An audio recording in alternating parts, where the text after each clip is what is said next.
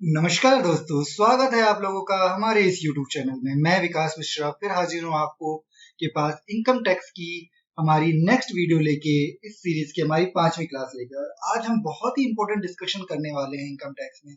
आज हम डिस्कस करेंगे कि पैन कार्ड इतना जरूरी क्यों है, क्योंकि जो इनकम टैक्स है उसकी नींव ही कहाँ पे रखी गई है, पैन कार्ड के ऊपर। क्योंकि जो भी चीज होता है वो पैन नंबर पे ही होता है। तो आज हम सबसे ज्यादा इंपॉर्टेंट जानने वाले कि कहाँ लिखा गया है कि पैन कार्ड क्यों जरूरी है, किस किस को जरूरी है, कहाँ कहाँ पैन कार्ड कोट करना जरूरी है, और अगर आपने ये गलत या कोट नहीं किया तो आपको कितनी पेनल्टी लगेगी। तो वीडियो को अंत तक जरूर देखिएगा। तो हम वीडियो स्टार्ट करते हैं।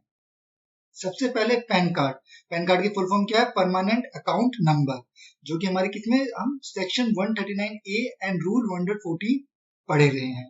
तो सबसे पहले है कि who has to apply PAN, PAN किसको अप्लाई करना है, जो हमारे किस सेक्शन में दिया गया है? सेक्शन 139(1)A में दिया गया है। ये सेक्शन इतने इंपॉर्टेंट नहीं होते अगर आपको कंसेप्ट बिल्कुल क्लियर है कि हमें क्या चीज पे क्या लेना है, लेकिन जब आप पेपर लिखने जाते हैं और आप सेक्शन लिख देते हैं तो एक इंप्रेशन ही अलग जाता है पेपर जो चेक करता है उसके ऊपर। ठीक है, सबसे पहले who has to apply for PAN, every person who has not been allotted a pen shall within such time as may be prescribed। यहाँ वर्ड अभी प्रिस्क्राइब लिखा हुआ है क्योंकि मैं क्या कर रहा हूँ, एक्ट की लैंग्वेज पढ़ रहा हूँ। तो एक्ट में यहाँ प्रिस्क्राइब लिखा है, और जहाँ आगे वाली स्लाइड में आपको बता दूंगा कि प्रिस्क्राइब की हमारी टाइम लिमिट कितनी दे रखी है। Apply to the assessing officer for the allotment of permanent account number in the following cases। तो ये फॉलोइंग जो केसेस हैं ये आपके लिए बहुत ही इंपॉर्टेंट है। सबसे पहले हमारा आता है टोटल इनकम और the total income of any other person. मैं बताया था कि आप जब लीगल हायर हो जाते हो तो किसी और पर्सन की इनकम आपके हाथ में एसेसिबल होती है, in respect of which he is assessable under this act during any previous year exceeding the maximum amount which is not chargeable to income tax। तो जो 2,50,000 रुपए हो गया हमारा, ठीक है, 2,50,000 अभी जो मैंने नॉर्मल एक स्लैब है हमारा, उससे ज्यादा आपकी इनकम या आप जिसकी लीगल हायर है उसके लिए एसेसिबल हो रही है तो आपको पैन नंबर लेना मैंडेटरी है। ऐसा ही दूसरा हमारा केस क्या है, अगर आप कोई बिजनेस या प्रोफेशन चलाते हो तो आपका total sale, turnover, gross receives आपको लगता है कि आपका 5 लाख से ज्यादा हो जाएगा तो पहले ही आप पैन कार्ड अप्लाई करना आपको मैंडेटरी है।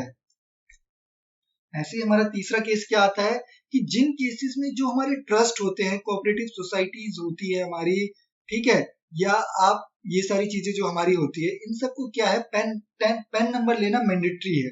ठीक है, ही इज रिक्वायर्ड टू, जिनको फर्निश्ड है 139(4)A। अब ये 139(4)A में मैं आपको बता दूं कि ट्रस्ट कोऑपरेटिव कैसे कंप्यूट होता है, ये सब चीजें हम अपने आने वाले क्लासेस में पढ़ेंगे।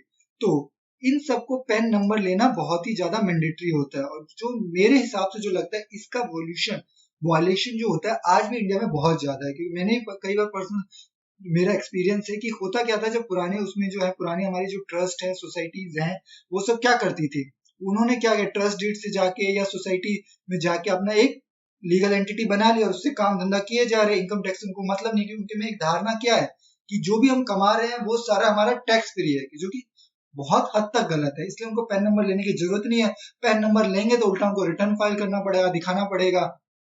लेकिन उनको ये नहीं पता कि एक्ट ने खुद ही कह रखा है कि पैन नंबर लेना हमें मैंडेटरी है। किसको? ट्रस्ट, कोऑपरेटिव सोसाइटी या और भी कोई है जिन सबको 139(4)A में रिटर्न फाइल करना जरूरी है।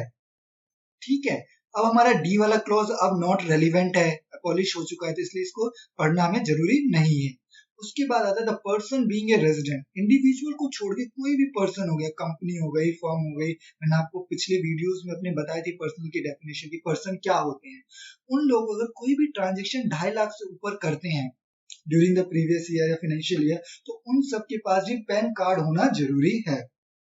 ऐसा ही हमारा एक मोस्ट इंपॉर्टेंट ये है, आज के डेट में तो सब इलेक्ट्रॉनिक हो गया है तो ये लोग ये सबको ही पता है कि, लेकिन पहले के जमाने में इसमें भी बहुत डिफॉल्ट होते थे। इसमें क्या है, अगर आप किसी कंपनी के मैनेजिंग डायरेक्टर या किसी एलएलपी या फर्म के पार्टनर, या जैसे जो ये 139(4)A वाले हैं उनके ट्रस्ट या ऑथर या फाउंडर या एचयूएफ के कर्ता या चीफ एग्जीक्यूटिव ऑफिसर या प्रिंसिपल ऑफिसर या ऑफिस बियरर, ये सब आप जब बनते हो तो आप सबके पास, जैसे आपने कह दिया कि हाँ मुझे बनना है, तो आपके पास पैन कार्ड होना जरूरी है। यही चीजें इसमें लिखी गई है। ठीक है, तो लिखा हुआ ना the person intent to enter into such transaction, ऊपर वाले सभी ट्रांजेक्शन जो भी चाहता है कि भाई मुझे एंटर करना है as may prescribe by the board in the interest of revenue, उन सबको पैन नंबर लेना जरूरी है। और इसकी power delegated to central government, central government के पास पावर है, वो किसको इसको डेलीगेट करेगी, किसको उसको पैन कार्ड अप्लाई करना है, कैसे अप्लाई करना है, ये सारी चीजें हैं। Prescribing new class of person for allotment of PAN and suo motu allotment of PAN, तो ये गवर्नमेंट ने ये भी अप्लाई किया है। आप लोगों को अगर आप थोड़ा भी इंटरेस्ट लेते होंगे फाइनेंस में, बजट्स में, जो हमारी फाइनेंस बजट्स आती है, तो आप लोगों को याद होगा कि एक कहा था एफएम ने, हमारी जो फाइनेंस मिनिस्टर ने, कि जिन जिन के पास आधार कार्ड है वो इंटरचेंज हो जाएगा, या अगर देखा जाए तो आधार कार्ड जिन जिनका पैन से लिंक नहीं है तो उनको एक पैन नंबर अलॉट कर दिया जाएगा। तो ये पावर कहां से आई? एक बात याद रखिएगा, गवर्नमेंट को जो भी पावर आती है वो एक्ट से ही आती है, गवर्नमेंट खुद से कुछ नहीं कर सकती। अगर खुद से कुछ से करना होगा तो पहले वो एक्ट में जाके अमेंड करेगी, तब जाके करेगी। तो गवर्नमेंट को यहाँ से पावर है एक्ट में, जिसमें वो क्या है, suo motu allotment of PAN का पावर है। The central government for the purpose of collecting any information which may be useful for or relevant to the purpose of this act by way of notification specify any class or classes of person, and such person shall within the prescribed time apply to the assessing officer for allotment of a permanent account number। ठीक है, तो permanent account number के लिए आप apply कर सकते हो।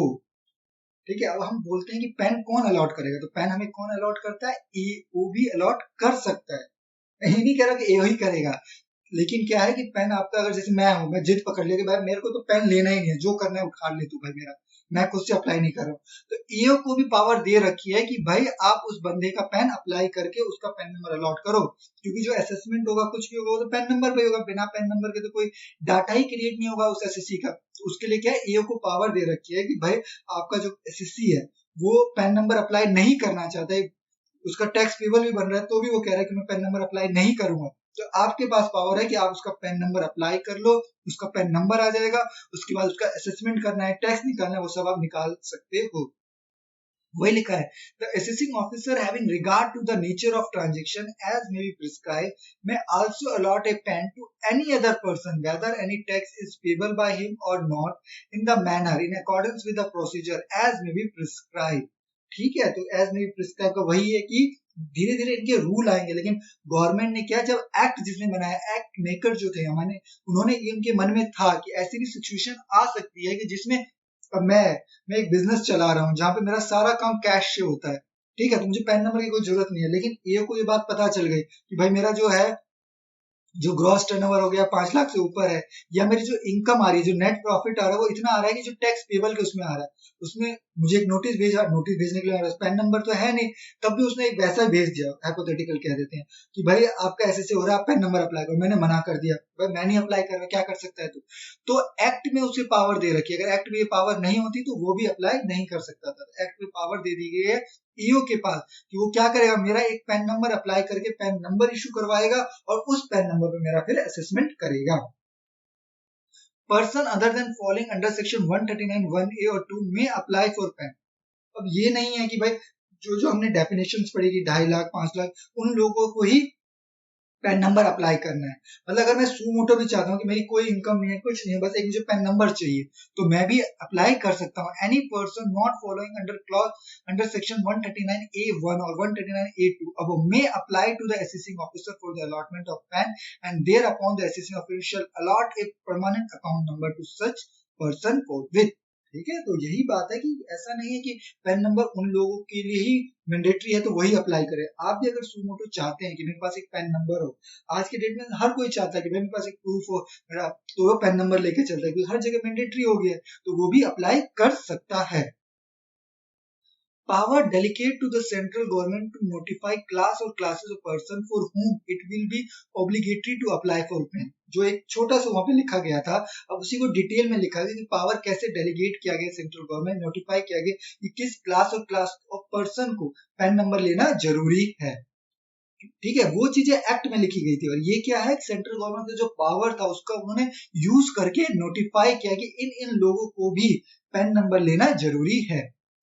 with a view to progressively making PAN a common business identification number for other departments such as the Central Board of Excise and Custom and Director General of Foreign Trade, the Act has delegated the power to the central government to notify class or classes of persons for whom it will be obligatory to apply for PAN, provided tax is payable by them under the Income Tax Act or any tax or duty is payable by them under any the law in force including import and export, whether any tax payable by him or not. अब ये तो भाई act की language है, बताया मुझे, मैं खुद बोर हो जाता हूँ पढ़ते पढ़ते, तो आप लोग तो हो ही जाते होंगे। सिंपली मैं बता दूं, सिंपली क्या है, गवर्नमेंट क्या कह रही है कि वो सब तो हमने इनकम टैक्स की बात कर, लेकिन इनकम टैक्स के अलावा भी अगर कस्टम में हो गया, कस्टम हो गई या डीजीएफटी हो गई, डीजीएफटी में आप लोगों को पता होगा एक हमें इंपोर्ट एक्सपोर्ट कोड लेना पड़ता है, और आज के डेट में इंपोर्ट एक्सपोर्ट कोड जब अप्लाई करोगे तो जो आपका पैन नंबर ही होगा वही नंबर आपको as a import export code मिल जाएगा। तो ये कैसे किया, ये पावर डेलीगेटेड थी सेंट्रल गवर्नमेंट को, उससे उन्होंने नोटिफाई किया कि जो बंदा ये करना चाहता है उस सबके पास पैन नंबर होना मैंडेटरी है, उसके बाद ही वो ये सारी चीजें अप्लाई कर सकता है। अब ये किस किस नोटिफिकेशन के अकॉर्डिंग किया गया ये भी आपको जानना जरूरी है कि आपने बस बोल दिया किसी को।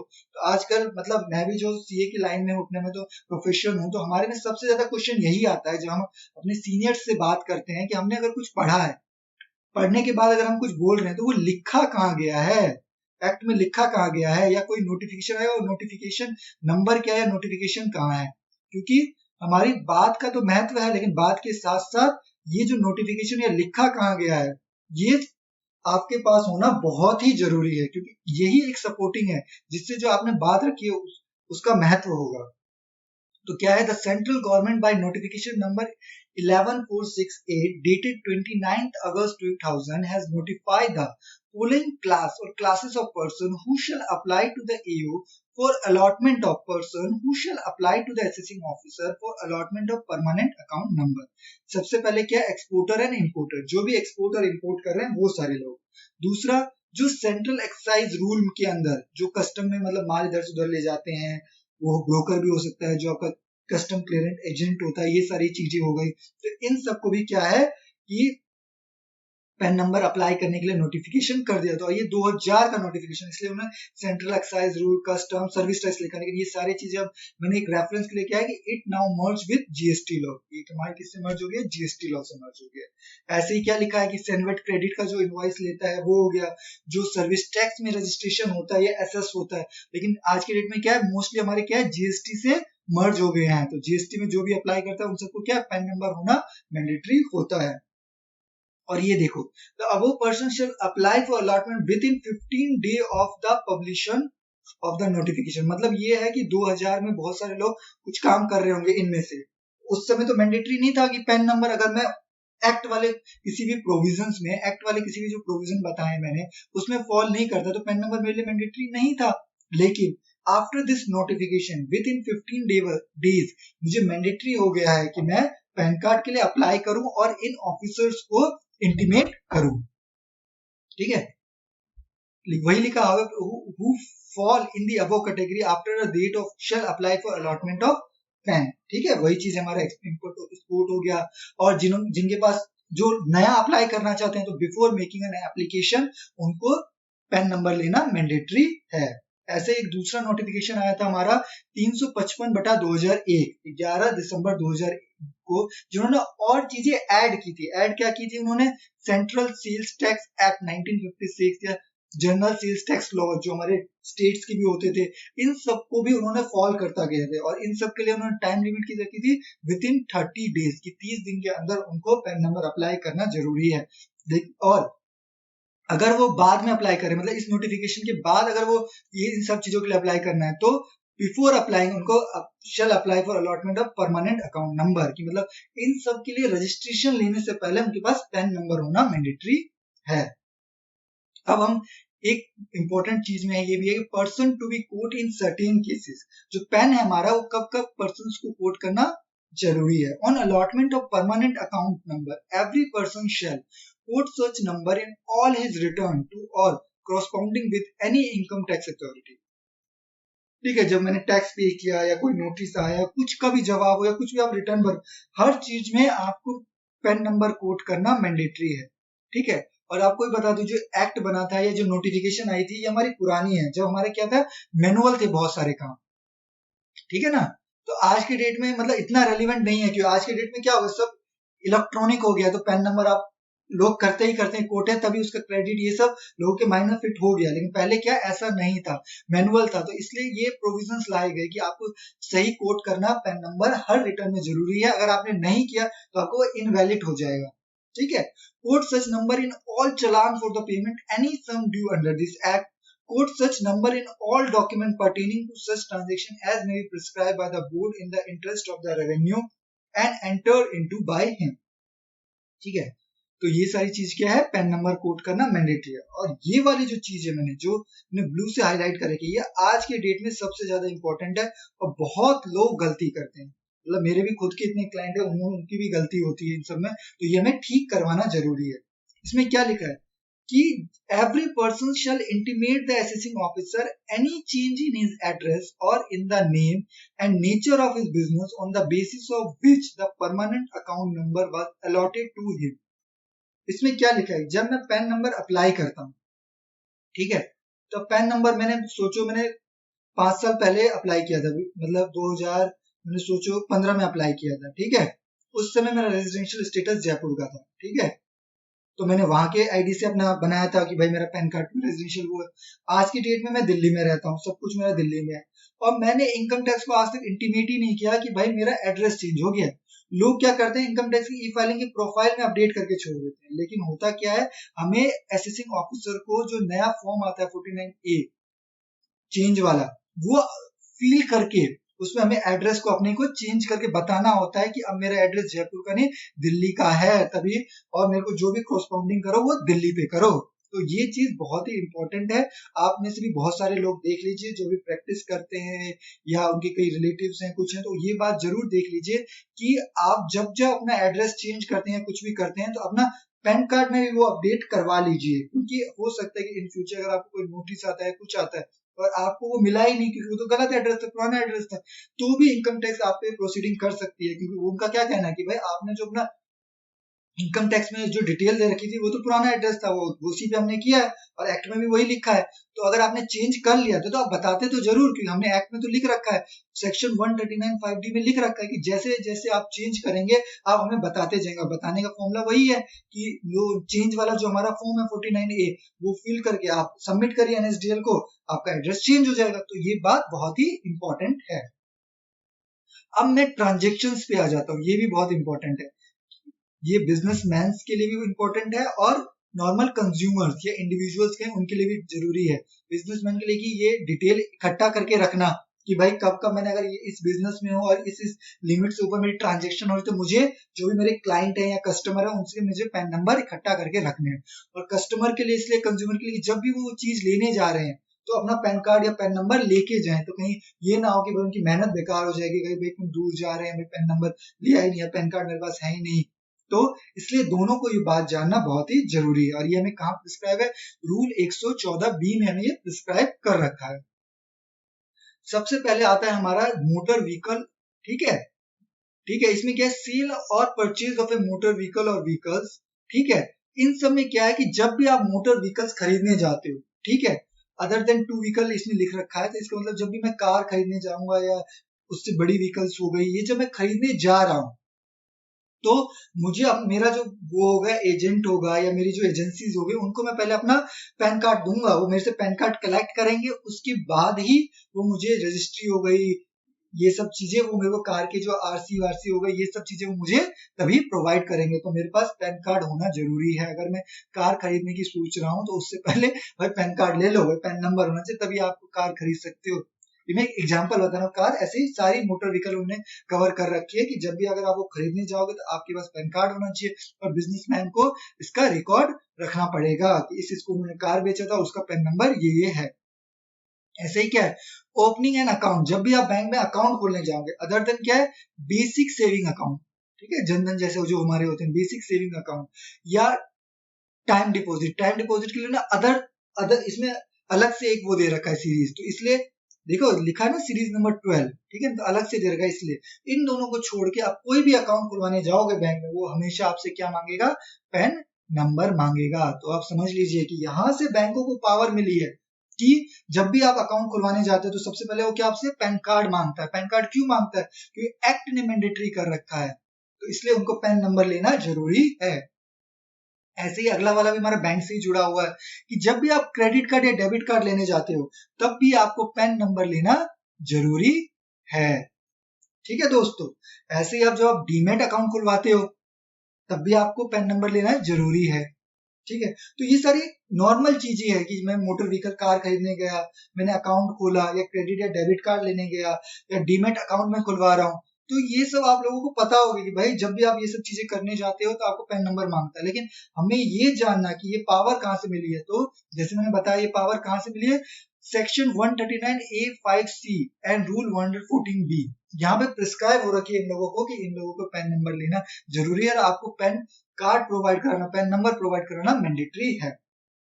ऐसा ही क्या है, पेमेंट टू ए होटल और रेस्टोरेंट अगेन ए बिल और bills at one time, at any one time, 50,000 या ज्यादा आप कैश में, ठीक है, यहाँ कैश वर्ड लिखा है तो ध्यान रखिए इसमें कहीं कैश नहीं लिखा था, तो इसमें कैश और अदर देन कैश दोनों आ गए। लेकिन यहाँ पे अगर कैश में आप 50,000 या उससे ज्यादा की पेमेंट करते हैं होटल या रेस्टोरेंट को, तो उसमें आपको क्या है, पैन नंबर लेना जरूरी है। अगर मैं एक होटल वाला हूँ, होटल या रेस्टोरेंट चलाता हूँ और मुझे कोई एक बार में 50,000 का बिल कैश में पेमेंट करता है तो मैं उससे पैन कार्ड लूंगा। और अगर वो खाना में करेगा कि भाई मैं क्यों दूं ये सब चीजें, तो उसको मैं बता सकता हूँ कि भाई एक्ट में लिखा है, इनकम टैक्स एक्ट में, इसलिए मैं आपसे मांग रहा हूँ।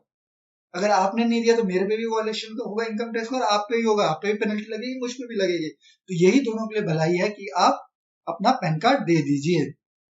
ऐसा ही क्या है कि आप ट्रेवल करते हैं फॉरेन कंट्री में या परचेज करते हैं फॉरेन करेंसी 50,000 से ज्यादा कैश में, ठीक है, या देखिए लोग यहाँ पे income tax cash word use कर रहा है, इसका मतलब क्या, अदर देन कैश तो उसको ट्रैश हो जाता है कि ट्रेस हो जाता है कि क्या है क्या नहीं, लेकिन यहाँ पे वो कैश को भी ट्रेस करना चाहता है, इसलिए उसने क्या दिया, कैश वाले केस में भी आप क्या है, पैन नंबर देके हमें चलोगे। ऐसे ही है कि म्यूचुअल फंड आप जब परचेज करते हैं तो भी क्या लिमिट दे रखी है, 50,000 की लिमिट दे रखी है। ऐसे ही आप डिवेंचर और बॉन्ड्स परचेज करते हैं तो भी लिमिट 50,000 की दे रखी है। ऐसे ही आप रिजर्व बैंक ऑफ इंडिया से भी कोई बॉन्ड इशू किया है तो उसके लिए भी आप 50,000 रुपीज से ज्यादा है तो आपको पैन नंबर कोड करना जरूरी है। जैसे अभी गोल्ड बॉन्ड इशू कर रखा था उसमें, तो जिन्होंने भी लिया है गोल्ड बॉन्ड आरबीआई से, तो उन सब में क्या है, पैन नंबर मैंडेटरी है कि आपको कोड करना जरूरी है। ठीक है, ऐसे हमारी बैंकिंग कंपनी और कोऑपरेटिव बैंक हो गया, उनसे भी हम कुछ चीज लेते हैं, डिपॉजिट कराते हैं, कैश, ये सब चीजें, तो वहां पे भी लिमिट कितनी कर रखी है, 50,000 रुपए। ठीक है ना, अगर कैश डिपॉजिट आप 50,000 रुपए से ज्यादा कराते हो तो आप इन बैंकिंग कंपनी और कोऑपरेटिव बैंकों को भी पैन नंबर लेना और अपनी डिटेल में रखना मैंडेटरी है। और ऐसे ही पोस्ट ऑफिस के लिए आज के डेट में तो नॉट रिलेवेंट है ये वाला, मैं बताता हूँ, लेकिन ये भी मैंडेटरी था कि 2.5 लाख रुपए से ज्यादा जिनने कैश डिपॉजिट कराया था, ये नोटबंदी का हमारा जो टाइम था, ठीक है, नोटबंदी का जो हमारा टाइम था उसमें जिन्होंने जमा कराया था तो इनको कह दिया गया था पोस्ट ऑफिस वालों को भी 2.5 लाख से जो भी ज्यादा जमा करा है उन सबका आपके पास पैन वाइज डिटेल होना चाहिए। ठीक है दोस्तों, अब हम आते हैं अपने 11th पॉइंट पे। ठीक है, 11th पॉइंट हमारा क्या कहता है, 11th कहता है परचेज ऑफ बैंक ड्राफ्ट और पे ऑर्डर और बैंकर चेक, जो हम डीडी वीडी बनाते हैं ये सब चीजें। और अगर हम इसकी पेमेंट किस में कर रहे हैं, कैश में कर रहे हैं 50,000 या उससे ज्यादा ड्यूरिंग एनी वन डे, एक दिन में, तो भी हमें पैन नंबर कोट करना उसमें मैंडेटरी है। ऐसे ही टाइम डिपॉजिट हो गया, आपको याद होगा हमारा जो ये वाला पॉइंट था ओपनिंग ऑन बैंक अकाउंट, दूसरा, इसमें तो कोई सभी ट्रांजेक्शन पे थी और इसमें उसने टर्म टाइम डिपॉजिट को अलग कर दिया था, तो वो कहाँ लिखा हुआ है अलग से, वो अलग से हमारा लिखा गया है हमारे 12th पॉइंट में। 12th पॉइंट में वो क्या कहता है, यहाँ पे अमाउंट एक्सीडिंग 15,000 रुपीज और aggregate to more 5 lakh rupees during a financial year. तो टाइम डिपॉजिट का मतलब मैंने एक एफडी बनाई, अगर मैं एक बार में 50,000 रुपए से कम बना रहा हूं तो मुझे कोई वो नहीं, भाई कोई पैन नंबर देने की जरूरत नहीं है। सोचो मेरा 50,000 से कम और एग्रीगेट मेरा 5 लाख से कम है तो मुझे पैन नंबर देने की जरूरत नहीं है, लेकिन इसमें से कोई भी एक है तो मुझे पैन नंबर कोड करना मैंडेटरी है। ठीक है, ऐसे ही क्या है, पेमेंट ऑफ वन और मोर प्रीपेड पेमेंट इंस्ट्रूमेंट। ठीक है, जो प्रीपेड मेरे मोस्टली ये भी डीडी की तरह ही हो गए, लेकिन वहां पे बैंकिंग आ गए थे, ये सब आ गए, यहाँ पे और भी कई तरह के इंस्ट्रूमेंट होते हैं, उन सबको इन्होंने कवर कर लिया है, इसलिए उनको वर्ड ही क्या लिख दिया, प्रीपेड पेमेंट इंस्ट्रूमेंट। इन सब में भी अगर 50,000 रुपीज से ज्यादा हो जाएगा एक फाइनेंशियल ईयर में कैश और by way of bank draft और पे ऑर्डर, तो उन सब केसेस में भी उनको क्या है, पैन नंबर कोट करना जरूरी है। ठीक है दोस्तों, अब आते हैं हम लाइफ इंश्योरेंस प्रीमियम पे। ठीक है, लाइफ इंश्योरेंस प्रीमियम के केस में भी अगर आपका जो अमाउंट है 50,000 से ज्यादा है, किसका, प्रीमियम का, या लाइफ इंश्योरेंस प्रीमियम लिखा है, तो भी आपको पैन नंबर कोट करना मैंडेटरी है। अब हमारा 15th पॉइंट आ जाता है। 15th पॉइंट क्या बोलता है, सेल और परचेज ऑफ सिक्योरिटी। ठीक है, एज डिफाइंड इन क्लॉज। तो आप क्लॉज छोड़ दीजिए, आप बस ये सोच लीजिए कि अगर शेयर्स के अलावा में कोई सिक्योरिटी है, ठीक है, उसको मैं सेल या परचेज करता हूं, 1 लाख रुपए से ज्यादा का ट्रांजेक्शन है, तो जो कर रहा है, मतलब जो बिजनेस है, कंपनी हो गई, कंपनी इंक्लूड ऑल, उसको पैन नंबर रखना जरूरी है और आपको कोट करना भी जरूरी है। ठीक है, ऐसे ही हो गया हमारा sale of company not listed in recognized stock exchange. ऐसे ही जो हमारी अनलिस्टेड जो प्राइवेट कंपनीज होगी, फॉर एग्जांपल प्राइवेट लिमिटेड, ये भी अपने शेयर सेल करते हैं शेयर होल्डर्स को, तो शेयर होल्डर करते तो इस प्राइवेट लिमिटेड के पास भी इन सब का पैन नंबर होना चाहिए, और ये जो शेयर होल्डर है इन पे भी ड्यूटी बनती है कि ये कोट करे। कब कोट करे, जब 1 लाख रुपए से ज्यादा है, तो ये क्या मैंडेटरी हो जाता है। ठीक है, वॉलेंट्री तो आप कभी भी कर सकते हो, लेकिन 1 लाख से जैसे ही आपकी शेयर्स की वैल्यू ज्यादा है और आप उसको अलॉट कर रहे हो, तो ये मैंडेटरी हो जाता है। अब ये वाली चीज, ये भी बहुत इंपॉर्टेंट है, बहुत सारे लोग मिस कर देते हैं। सेल और purchase of any immovable property. अगर मैं कोई प्रॉपर्टी हो गया, इमूवेबल का मतलब समझ गए ना, फ्लैट, बिल्डिंग, ठीक है, लैंड, सच टाइप्स। ठीक है, तो अगर ये सारी चीजें भी है और इनकी वैल्यू 10 लाख रुपए से ज्यादा है, ठीक है, कैसे, 15C में जो वैल्यूएशन होती है उसके अकॉर्डिंग, ठीक है, 10 लाख रुपए ज्यादा है, तो इन सब में भी आप जब रजिस्ट्री करवाने जाओगे या एग्रीमेंट टू सेल बनेगा, एग्रीमेंट टू सेल बनेगा, इन सब केसेस में आपको क्या है, वो करना, पैन नंबर कोट करना जरूरी है।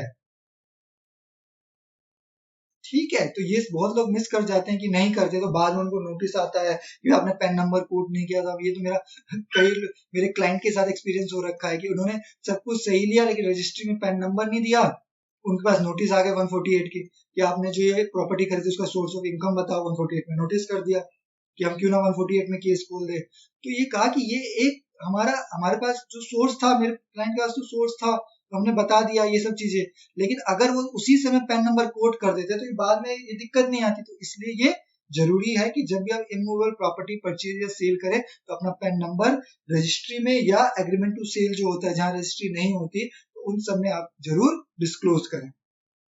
ठीक है, अब ये है, ये वाला जो सिंपल वाला था, ये एक्ट में भी लिखा था, यहाँ पे भी लिख दिया कि हमने 1 से 17 तक तो स्पेसिफिक पॉइंट बता दिया जिसमें लिमिट है, कहीं ना कहीं लिमिट नहीं है। इसके अलावा अगर कहीं भी 2 लाख रुपए से ज्यादा का ट्रांजेक्शन इन्वॉल्व है, उन सब में आपके पास उस बंदे का पैन नंबर होना जरूरी है। ठीक है, तो अभी तक जो मैंने बताया आपको, क्या बताया, कहाँ कहाँ पैन नंबर कोट करना जरूरी है, कहाँ कहाँ पैन नंबर की डिटेल रखना जरूरी है, तो ये बहुत ही जरूरी है बिजनेस के लिए भी, बिजनेसमैन जो है, जो बिजनेस कर रहे हैं, और जो कंज्यूमर कस्टमर है उनके लिए भी बहुत जरूरी है। अब आता है हमारा duty of the person receiving any document relating to the transaction where quoting of PAN is compulsory. ये एक सेक्शन में लिख दिया गया है कि भाई मैंडेटरी आपको इस सेक्शन में करना है। हमने वहां तो बता दिया कि भाई आप इन केसेस में जरूरी है, और एक हमने अलग सेक्शन बना दिया कि हम आपकी रिस्पॉन्सिबिलिटी कर रहे हैं कि ऊपर वाले जो लिखे थे उन सब में आपको पैन नंबर रखना बहुत ही मैंडेटरी है। और पैन नंबर और आधार नंबर इंटरचेंज हो गए हैं, तो इसलिए उन्होंने और वर्ड भी यूज किया, और एक जनरल इंडेक्सेशन रजिस्ट्रेशन नंबर उन्होंने भी ब्लैंक छोड़ रखा है, जो फ्यूचर में हमारे आ सकता है इंडिया में एक इस तरह का नंबर। ठीक है दोस्तों, उसके बाद है ये वाला पॉइंट हमारा कि कब का हमें इंटीमेशन करना है, ऑब्लिगेशन है हमारे ऊपर कि भाई कि हमें इंटीमेट करना है कि हमें पैन नंबर हमारे पास है। ठीक है, इसमें क्या है, चलो मैं पहले पूरा पढ़ लेता हूँ एक्ट में क्या लिखा है, उसको मैं बिल्कुल सिंपल समझाऊंगा और आप लोग भी कहोगे यार ये तो बहुत इजी था।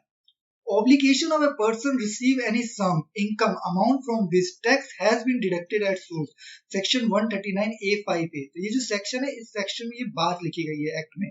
Every person receiving any sum or income or amount for which tax has been deducted under the provisions of chapter 17B shall intimate his permanent account number to the person responsible for deducting such tax under this chapter. इसमें दूसरे में क्या लिखा? Obligation of person who has deducted the tax at source where any sum or income or amount has been paid after deducting tax, every such person deduction shall quote the PAN of the person to whom some income amount has been paid by him. अब मैं simply बताता हूँ, कहानी तो इतनी सारी act में लिख दी. सिंपली क्या है भाई, मैं प्रोफेशनल हूं तो प्रोफेशनल चार्जेस लेता हूं मैं, ठीक है, प्रोफेशनल चार्जेस लेता हूं कंपनी से. एक कंपनी का काम क्या, उससे मैंने प्रोफेशनल चार्जेस लिया, ठीक है. अब मेरी रिस्पॉन्सिबिलिटी क्या है, वो इस सेक्शन में दे दी गई है. मेरी रिस्पॉन्सिबिलिटी क्या है कि मैं इसको अपना पैन नंबर बताऊंगा, कोट करूंगा कि भाई ये मेरा पैन नंबर है, क्योंकि मेरे ऊपर टीडीएस की लायबिलिटी आ रही है कि जो तुम मुझे पैसे दोगे उस पर टीडीएस कटना चाहिए, तो मैं अपना पैन नंबर कोट कर दूंगा, ठीक है. दूसरा हमारा केस क्या हो गया, पहला वाला तो ये हो गया कि मेरी रिस्पॉन्सिबिलिटी है कि मैं अपना पैन नंबर इनको बताऊंगा कि भाई मेरा जो टीडीएस बन रहा है वो मेरा ये पैन नंबर है और इस पैन नंबर पे आप टीडीएस काटना. दूसरा क्या है कि इसकी जो रिटर्न है, रिटर्न तो ये कंपनी ही फाइल करेगी, मैंने तो अपना पैन नंबर बता दिया.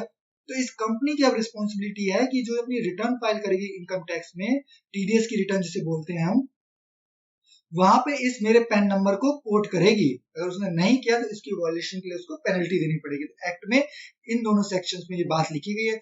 इस ऊपर वाले सेक्शन में तो मेरी रिस्पॉन्सिबिलिटी मतलब जिसको पैसा मिल रहा है उसकी कर दी है, दूसरी में जो पैसा दे रहा है इस वाले सेक्शन में उनकी रिस्पॉन्सिबिलिटी कर दी है. और उस रिस्पॉन्सिबिलिटी में क्या कह दिया है कि जो आप रिटर्न फाइल करेंगे उसमें इस बंदे का जो आपको पैन नंबर मिला वो आपको कोट करना पड़ेगा, ठीक है. वही बात लिखी गई है कि जो अगर परक्यूजिट्स होगा वो हो गया, टीडीएस जो सर्टिफिकेट करते हैं उन सब में आपको पैन नंबर कोट करना जरूरी है. ये सारी बातें लिखी गई है. और सेंट्रल गवर्नमेंट ने डिफरेंट डेट पे अलग अलग नोटिफिकेशन निकाल सकती है और निकाली भी है, जैसे हमने ऊपर पढ़ा है कि कब कौन से पर्सन को पैन नंबर अलॉटमेंट होना जरूरी है और उनको कोट करना जरूरी है.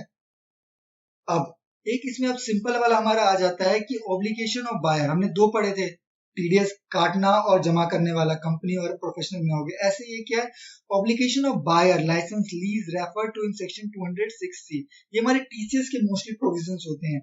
इन सब में भी सेलर को क्या है, जब वो सच गुड्स को सेल कर रहा है या परचेज कर रहा है, जो बायर है उन सबको भी पैन नंबर कोट करना मैंडेटरी है. इसमें भी वही बात लिखी गई है. यहाँ पे तो वो पैन नंबर देगा और यहाँ पे वो, जैसे यहाँ सेलर हो गया, ये सेलर हो गया, ये सेलर पैन नंबर किसको देगा, बायर को देगा, या इंटरचेंज कर लो. तो वो सारी चीजें यहाँ पे एक्ट में लिखी गई है.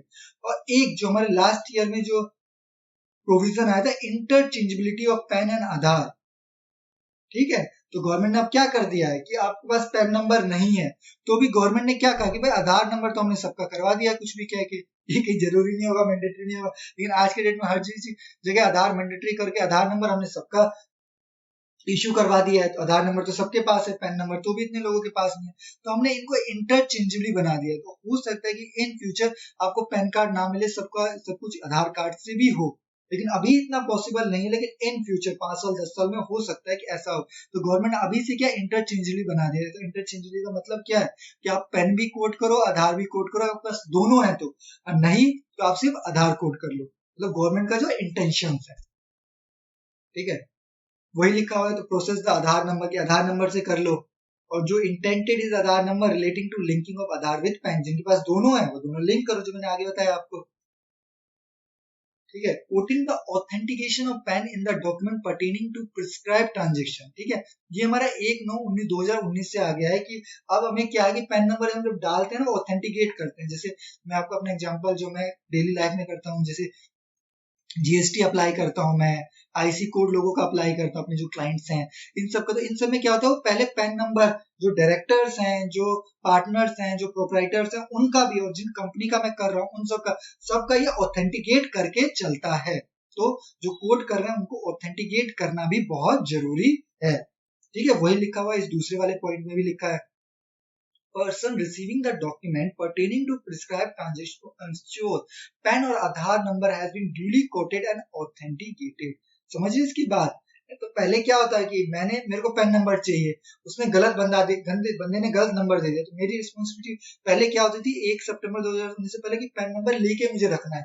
वो गलत है सही है तो वो तो उसके ऊपर है, लेकिन अब मेरी जिम्मेदारी क्या होगी कि भाई पैन नंबर वो दे रहा है वो ठीक भी होना चाहिए, ऑथेंटिकेटेड भी होना चाहिए। तो कैसे होगा, भाई मुझे पैन कार्ड की कॉपी दे दे। पहले तो क्या होता था, आपने पैन नंबर लिख लिया, इससे आपका काम चल जाता, लेकिन अब पैन नंबर के साथ साथ आपको पैन कार्ड की कॉपी भी देखनी होगी, ऑथेंटिकेशन की आपने कैसे ऑथेंटिकेट किया, तो उसके लिए आपको पैन कार्ड की कॉपी भी आपको अब रखनी पड़ेगी। अब पेनल्टी का जो प्रोविजन है, इसमें गवर्नमेंट ने बहुत ही बढ़िया एक चेंज कर दिया है, जो बहुत ही पहले सिंपल था। पहले क्या था, मैं आपको सीधा ही बताता हूँ, इतना पढ़ने की इसकी जरूरत नहीं है, इतना बड़ा नहीं है इसमें। पहले क्या था, अगर आपका पैन या आधार, पैन में डिफॉल्ट होगा, इन्होंने पैन में आधार को भी जोड़ लिया है, ठीक है। अगर पैन कार्ड या आधार कार्ड आपने नहीं दिया, ठीक है, नहीं दिया या गलत दिया, तो उन सब केसेस में क्या होते थे, 10,000 की आपको पेनल्टी लगती थी, ठीक है।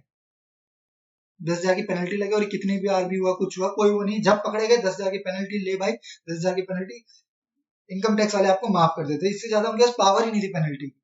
लेकिन अब गवर्नमेंट ने क्या खेला है, उन्होंने जो 10,000 की पेनल्टी है ना, ये 10,000 पर ट्रांजेक्शन कर दिया है। Per transaction in the sense पर डिफॉल्ट, ठीक है। कि आपने अगर फॉर एग्जांपल, मैं एक हाइपोथेटिकल लेके रहा हूँ, 10 बार बैंक में 50,000 से ज्यादा कैश जमा करा है, ठीक है, कैश मैंने 10,000 से ज्यादा 10 बार जमा करा है, तो पहले क्या था, और मैंने पैन नंबर कोड नहीं किया, ये हो गया। तो पहले क्या था, अगर 11वीं बार में पकड़ा गया इनकम टैक्स के द्वारा, तो इनकम टैक्स में से 10,000 की पेनल्टी लगा सकती थी। अब क्या है, 10 बार मैंने डिफॉल्ट कर दिया, ठीक है, तो 10 बार जैसे ही मैंने डिफॉल्ट कर दिया, 10 इंटू 10,000 रुपए, इतनी वो पेनल्टी मुझसे 1 लाख रुपए की ले सकती है, ठीक है। तो वही चीजें लिखा है कि इनको सेक्शन बता दिया। एक तो मैंने यहाँ पे क्या है, फॉल्स, डिफॉल्ट में फॉल्स भी आ जाता है, ये याद रखिएगा। गवर्नमेंट बिल्कुल मतलब एक्ट अब जो बना रही है, जो कर रही है, वो सारा डिफॉल्ट का अमाउंट भी बढ़ाई जा रही है, और एक उस हिसाब से ही बता रही है कि भाई वो पूरा कवर करके चले, कि आपने नहीं दिया उसके लिए भी हमने एक्ट में वही लिखा, और आपने गलत दिया, गलत या झूठा, फॉल्स का मतलब क्या है, गलत या झूठा, ठीक है, वो आपने पैन नंबर कोड किया। ये हमारे सेक्शंस हैं जो हमने ऊपर पढ़ के आए हैं, कि जहां जहां जरूरी थे वहां वहां आपने पैन नंबर या आधार नंबर गलत दिया है, तो आपको क्या है, 10,000 की पेनल्टी लगेगी। 1 सितंबर 2019 से पहले जो हमारा एक्ट है उसके अकॉर्डिंग आज के डेट में क्या है, 10,000 फॉर ईच डिफॉल्ट कर दिया गया है। इसलिए गवर्नमेंट ने क्या किया, नए सबसेक्शन इंसर्ट किए गवर्नमेंट ने, क्योंकि भाई एक्ट में अगर कुछ अमेंड कर रहे हैं तो एक्ट के थ्रू ही होगा, पावर तो एक्ट में ही होता है, तो उसके लिए गवर्नमेंट ने क्या किया, इंसर्ट करके अमेंडमेंट किया है। और ये वही बात हो गई, यहाँ फेलियर टू कोर्ट हो गया, वहां पे हमने गलत, इसमें भी क्या है हमारा 10,000 रुपए फॉर ईच ट्रांजेक्शन, की 10,000 रुपए हमारे ईच ट्रांजेक्शन में हमें लगेंगे, ठीक है। तो वही यहाँ पे लिखा है, duly quoted in the document relating to transactions, ये हमारा जो सेक्शन था जहां जहां हमें पैन नंबर देना जरूरी था वो हो गया, या असेसिंग ऑफिसर ने आपको डायरेक्ट किया कि भाई मुझे पैन नंबर दो, तो आपने नहीं दिया, तो 10,000 रुपए की ईच पेनल्टी लग जाएगी। तो ये था हमारा पूरा वीडियो पैन कार्ड से लेके। मैं एक समअप कर देता हूँ इस वीडियो को एंड करने से पहले। तो हमने क्या जाना पैन कार्ड का, कि किस किस को जरूरी होता है पैन कार्ड, कहाँ कहाँ लिखा हुआ है कि पैन कार्ड हमें लेना जरूरी है, दूसरा कब कब कोड करने की हमें ट्रांजेक्शन्स पता चली कि किस किस ट्रांजेक्शन में कहाँ कहाँ पावर दे रखी है कोड करने की, कौन कौन इशू कर सकता है पैन कार्ड, ठीक है ना, कि कौन कौन के पास पावर है, कि भाई एक तो आप कर सकते हो लेकिन आपने नहीं किया, तो कौन कौन इशू कर सकता है पैन कार्ड, किस किस ट्रांजेक्शन हो सकता है। और एक हमने मोस्टली जो पढ़ा पेनल्टी का, जिसमें जो मोस्टली अमेंडमेंट आया, पहले कितनी थी, 10,000 की पेनल्टी थी पैन कार्ड कोड ना करने की, और उस पेनल्टी को बढ़ा के क्या कर दिया गया, 10,000 रुपए पर ट्रांजेक्शन कर दिया गया है, ठीक है दोस्तों। तो आज की वीडियो हम यही अंत करते हैं। इसका अगर आपको पीडीएफ चाहिए होगा इस वाले पूरे पीपीटी का, तो आप हमसे इंस्टाग्राम पे हाई लिख सकते हैं, या टेलीग्राम के हमारे जो ग्रुप है योंगी इंडिया का, उस पे आप जाके हमसे जुड़ सकते हैं, वहां पे आपको इसका पीडीएफ मिल जाएगा। तब तक के लिए धन्यवाद, गुड बाय।